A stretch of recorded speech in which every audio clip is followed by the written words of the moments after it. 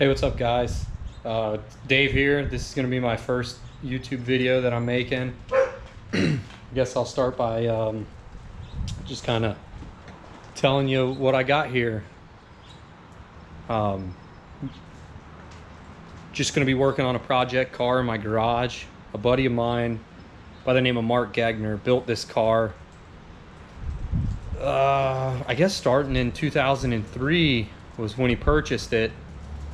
And it's come a long way since then, but in 2012 it started giving him some fits, and he couldn't really figure out what was going on with it, so the car's pretty much sat since right at, I guess, 2011, 2012.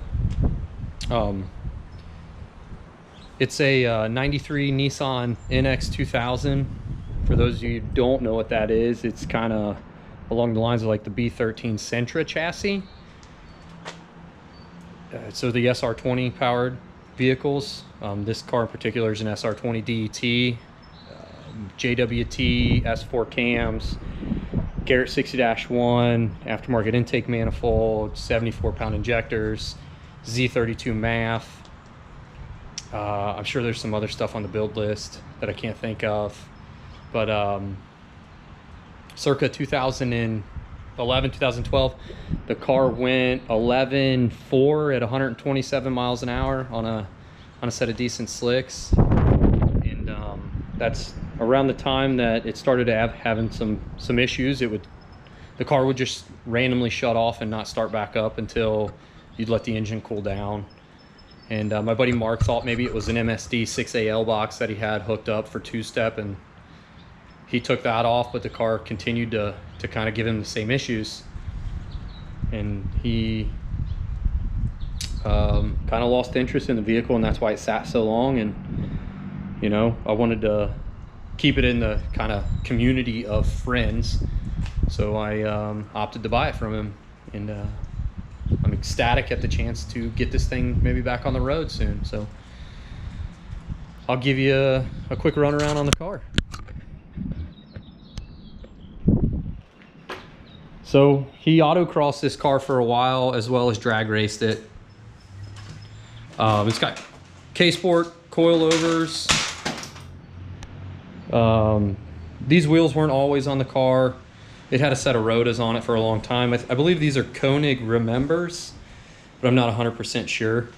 Here in Cincinnati, it's kind of hard to find any early import car that's not super rotted out, but this NX seems to be pretty solid. It does got quarter panel rot here on the passenger side quarter, which I'm not too worried about. Today I went and picked up a bunch of parts for it from Mark. The front end's just kind of hanging on there. It's not bolted on at all. And you see the front lip he made for it, it's kind of falling off. It's got WRX hood scoop. I'm guessing that was for when this car had a top mount intercooler. Now it's front mount intercooler, but Mark started to try to make his own wiring harness, and he's probably going to be embarrassed that I'm showing this to you guys. So there's a start of a wiring harness, chassis harness that he made to simplify the wiring and get all the factory fuse blocks out of the car. He also started to make his own engine harness, and he'll probably be embarrassed that I'm showing that as well. I have already started to install a factory B13 chassis engine harness into the car, but some things need modified on it, as the injector plugs aren't the same. And I believe I need to wire in a GTIR resistor box. But the issue that I'm having with the vehicle at the moment is I get 12 volts to the coil with key on, 12 volts to the ignition control module with key on,